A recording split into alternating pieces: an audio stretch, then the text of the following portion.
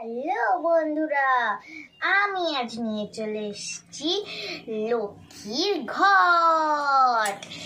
এই দেখো, এইটা আমি অনেক দিন ধরে জমিয়েছি, প্রায় 2-3 বছর হয়ে গেল এটা জমানো। ফাইনালি আজকে এটা ভর্তি হয়ে গেছে। যা ভারী, এই দেখো অনেক ভারী। তো এটাকে আমি আজ ভাঙবো, সেই জন্য আমি নিয়ে নিয়েছি একটা হাতুড়ি। এই হাতুড়ি দিয়ে এটাকে এমনিভাবে ভেঙে দেবো। আর এই ঘরটাতে কতটা টাকা জমেছে সেটাও আমি তোমাদের সঙ্গে শেয়ার করব। চলো ভাঙা যাক।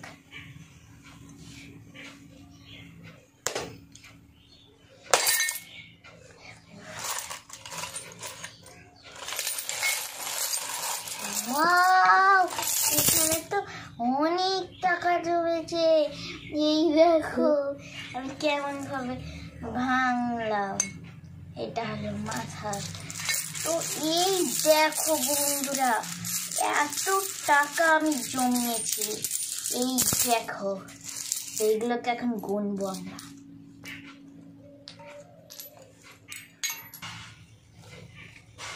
আমি এখানে মাটির সব এই ছোট ছোট এগুলো সরিয়ে নিয়েছি। তো প্রথমে আমি নোটগুলো আলাদা করে নিই। 50, ওইটাতে আবার লেখা আছে এই নোটটাতে লাল কালি দিয়ে।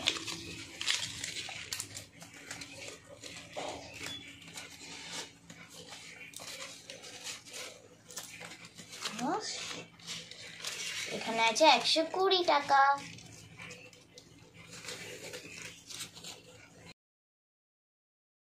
তো ফাইনালি আমার কাছে কত টাকা আছে চলো তোমাদের বলে দিই।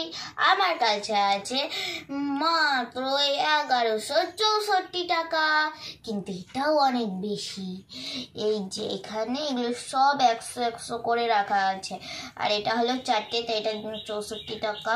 আর এই দেখো এগুলো সব অচল পয়সা। এগুলো এখানে আছে আমার কাছে আছে 20 পয়সা।